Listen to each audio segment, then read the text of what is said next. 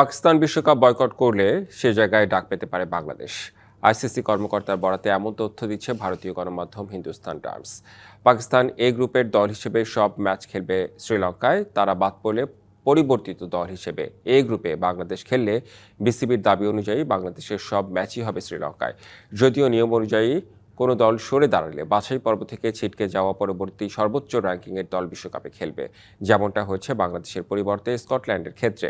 তবে হিন্দুস্তান টাইমসের রিপোর্ট বলছে, পাকিস্তান যদি টুর্নামেন্ট বয়কট করে তাহলে বাংলাদেশকে দেওয়া হবে প্রথম সুযোগ। আইসিসির এক কর্মকর্তার উদ্ধৃতি দিয়ে তারা লিখেছে, পাকিস্তান যদি সরে দাঁড়ানোর সিদ্ধান্ত নেয়, বাংলাদেশ এ গ্রুপে তাদের স্থলাভিষিক্ত করা হবে।